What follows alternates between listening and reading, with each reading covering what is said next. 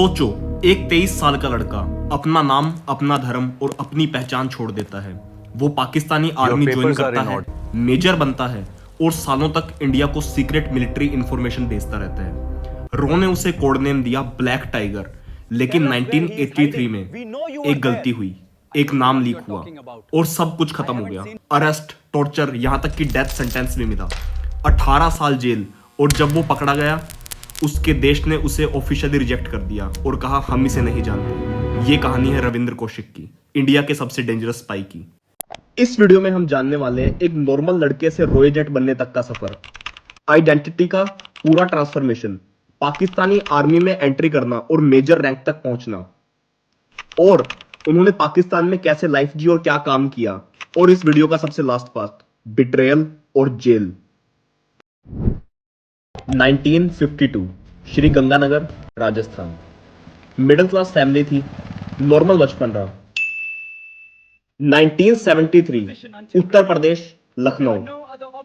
College में एक army officer की मिमिक्री करते टाइम रो के एजेंट ने उन्हें नोटिस किया और यहीं से उनकी जिंदगी ने टर्न लिया। रो ने उन्हें अप्रोच किया, उन्हें बोला गया अपनी आइडेंटिटी छोड़नी पड़ेगी, अपने माँ बाप को लीगली डिनाई करना पड़ेगा, अगर पकड़े गए तो इंडिया ऑफिशियली सपोर्ट नहीं करेगा।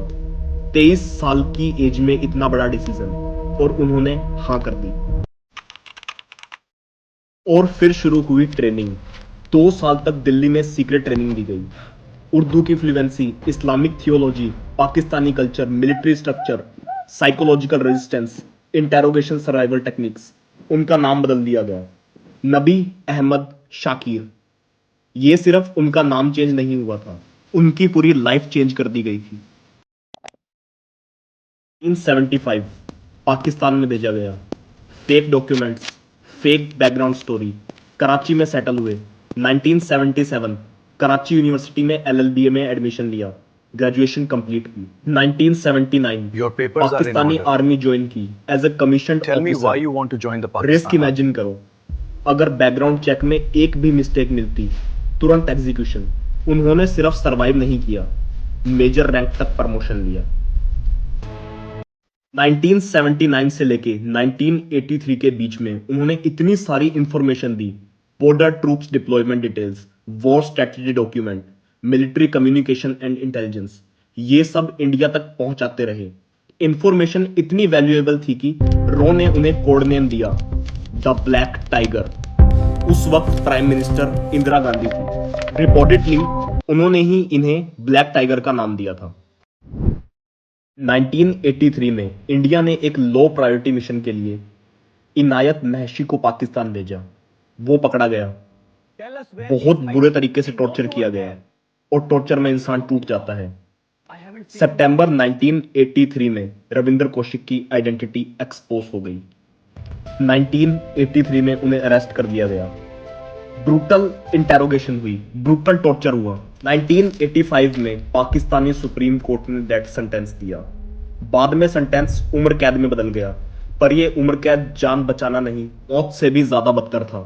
सियालकोट और मीनावाड़ी जेल में 18 साल तक रहे। सॉलिटरी कन्फाइनमेंट, फिजिकल टॉर्चर, तबियत खराब होना। उन्होंने अपने भाई को लेटर्स लिखे, क्या मेरा देश मुझे याद करेगा। ये लाइन स्पाइन चिलिंग है। इंडिया ऑफिशियली उन्हें एक्नॉलेज नहीं कर सकता था। कोवर्ट रूल सिंपल सा होता है, if you caught you are on your own. 21 नवंबर 2001 मीनावाली सेंट्रल जेल, पाकिस्तान, उनकी डेथ हो जाती है। Tuberculosis plus heart complications at the age of 49 year old. उनकी बॉडी इंडिया को हैंडओवर नहीं की जाती। की फैमिली को लिमिटेड फाइनेंशियल सपोर्ट मिलता है। No public medal, no official parade, no national award, क्योंकि स्पाई का काम ही इनविजिबल रहना होता है। गवर्नमेंट ओपनली एक्सेप्ट करे, फ्यूचर मिशन रिस्क में आ जाते हैं। हर हीरो का नाम हिस्ट्री की बुक में नहीं होता। बॉर्डर पर जो सोल्जर्स लड़ते हैं उन्हें हम देखते हैं, लेकिन कुछ सोल्जर्स ऐसे होते हैं जो बॉर्डर के उस पार जाकर वहां रहते हैं और वहां देश के लिए लड़ते हैं। रविंद्र कौशिक, ब्लैक टाइगर, शायद ऑफिशियली सेलिब्रेट नहीं हुए, लेकिन इंडिया की हिस्ट्री में उनका नाम अमर है। सवाल ये नहीं कि गवर्नमेंट ने क्या किया, सवाल ये है क्या हम उनकी सैक्रिफाइसेस को समझ पाए। जय हिंद।